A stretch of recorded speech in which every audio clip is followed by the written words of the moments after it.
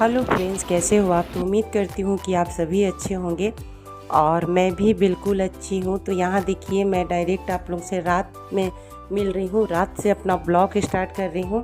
तो मेरा नवरात्रि का पूरा घर का और कर्टन चादर मतलब डब्बा सब्बा सारा चीज़ मैं सफाई कर चुकी थी। मेरा बस बच गया था फ्रिज, जो कि मेरा तबीयत ख़राब होने की वजह से मैं इसको बस रोकती थी, नहीं कर पाई थी। तो आज दिन भर मैं लेटी रही, मेरा बेटी सारा काम की, खाना वगैरह बनाई, मैं थोड़ा रेस्ट की। उसके बाद में मैं रात को उठी हूँ, रात का भी खाना वही बनाई। तो बस यहाँ मुझे करना था सफाई फ्रिज का, और ये सब डब्बा वगैरह का जो फ्रिज में सामान था तो वो सब में मुझे वक्त लग जाता। तो बस रात को ही की हूँ, गंगा जल डालकर सारा फ्रिज वगैरह और जो इसमें सामान है उस सबको मैं साफ़ की हूँ, क्योंकि नवरात्रि का मुझे बेसब्री से इंतज़ार रहता है और मैं बहुत अच्छा से करती हूँ साफ़ सफाई के साथ। मतलब एक एक चीज़ मुझे साफ़ करना होता है। तो बस यहाँ मैं गंगा जल डालकर सारा चीज़ मैं साफ़ कर लूँगी, क्योंकि गंगा जल डालने से फिर सारा अशुद्धता ख़त्म हो जाता है। तो यहाँ मैं साफ़ कर लूँगी। उसके बाद समझ जाइए कि मुझे माता रानी का चौकी भी लगाना था और मुझे ब्रह्म नक्षत्र में माता रानी का पूजा करना था, उनका आगमन करना था। लेकिन ऐसा नहीं हो पाया, क्योंकि मेरा बेटा दातुन नहीं ला कर रखा था। जब मैं 2 बजे उठी, मंदिर साफ़ की, टोटल चीज़ साफ़ की, और उसके बाद मैं बोली कि अब मैं पूजा का तैयारी करूं, कि ब्रश वगैरह कर लूं, क्योंकि मुझे 4 साढ़े 4 तक पूजा को समाप्त करना था। तो ऐसा नहीं हो पाया, क्योंकि वो दातुन नहीं लाया था और मैं पूजा नहीं कर पाई। उसके बाद मैं चौकी वगैरह लगा कर छोड़ दी। यहाँ देखिए, अभी मतलब ये सारा काम करके मैं रात भर बाहर ही छोड़ दूँगी। सेव वगैरह धो रही थी और सुबह जाकर सारा सामान फ्रिज में रखूँगी। और उसके बाद मैं आप लोग से चौकी वगैरह यहाँ पे लगा के सुबह में मिलूँगी। तो बस सुबह जैसे ही, और ब्लॉग के शुरू में आप लोग देखे होंगे कि मैं बहुत ही उदास थी, लेकिन माता रानी का जैसे मैं चौकी लगाई, उनको सजाई, तब तक ढोल ताशे बजने लगे। तो बस यहाँ मेरा बेटी मुझे दिखा रही थी, तो मैं खुश थी अंदर से कि चलो भाई, दिल से जो अगर आप भगवान के लिए पूजा करें तो वो सफल होता ही है। तो बस, और यहाँ मैं बहुत ही सरल विधि आप लोगों के साथ शेयर कर रही हूँ कि अगर आप अखंड ज्योत नहीं जला रहे हैं, कलश नहीं रख रहे हैं और आप मतलब सोच रहे हैं कि कैसे मैं पूजा करूँ, तो बस इसी तरीक़ा से आप पूजा करिए। दिल से करेंगे तो माता रानी सारा पूजा स्वीकार करती हैं। तो मैं बस एक पीतल या तांबा का लोटा आप ले लीजिए, मैं ले ली हूँ।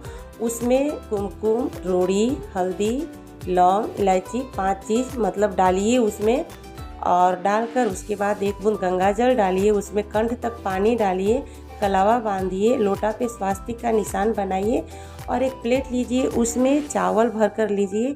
चावल ऐसा हो जो कि टुकड़ा ना हो, टूटा हुआ चावल माता रानी के सामने नहीं रखा जाता। तो साबुत चावल लीजिए, अगर साबुत चावल नहीं है तो गेहूँ रख लीजिए या फिर जौ रख लीजिए।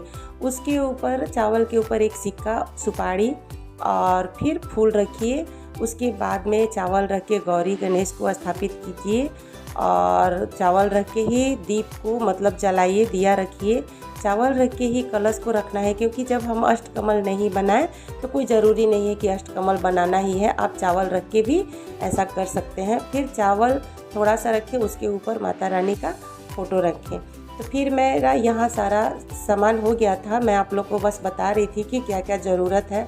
कलावा मतलब वस्त्र, तो वस्त्र के रूप में आप कलावा माता रानी को पहनाइए।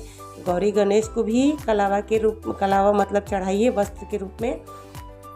उसके बाद में उनको गंगा जल से स्नान कराइए, और लोटा में 1 बूंद गंगा जल डाल के पानी डालिए, उससे फूल से उनको स्नान कराइए और माला पहनाइए। वस्त्र पहनाकर इथर लगाइए, जो कि मैं लगा चुकी हूँ, आप देखे हैं। फिर पहले गौरी गणेश का पूजा होगा और फिर उसके बाद माता रानी का पूजा होगा। तो मेरा यहाँ सब पूजा संपन्न हो गया था। सिंदूर लगा रही थी। प्रसाद में देखिए, भोग में माता रानी का बतासा और लौंग, इलायची ज़रूर होना चाहिए, पचमेवा होना चाहिए। अगर आपके पास सीजनी फल है तो ठीक है, नहीं है तो कोई बात नहीं, एक नारियल हो बस। नारियल को भी मतलब थोड़ा सा जल चढ़ाकर सिंदूर लगा दीजिए, और दीप को भी मतलब जल चढ़ाकर प्रसाद चढ़ा दीजिए। ये चीज़ मतलब ज़रूरी है। हवन के लिए रोज़ सुबह में हवन कीजिए, जो माता रानी को भोग लगेगा उसी से। तो एक दिया लीजिए, उसमें कपूर डालिए जो माता रानी को भोग लगाए हैं उसमें से थोड़ा थोड़ा उसमें डालिए। उसके बाद में 2 लौंग डालिए और उसके बाद हवन कीजिए। तो मेरा यहाँ संपूर्ण हो गया था। उसके बाद मैं 13वां अध्याय करती हूँ, तो पूजा करूँगी, पाठ करूँगी और मैं आप लोगों के साथ यही विधि शेयर की। कैसा लगा मतलब मेरा ये पूजा और जो मैं आप लोग के साथ शेयर की हूँ, तो अच्छा लगा हो तो प्लीज़ ज़रूर बताइएगा। मैं फर्स्ट दिन डेली मंदिर जाती हूँ, उसके बाद हमेशा शाम को जाती हूँ।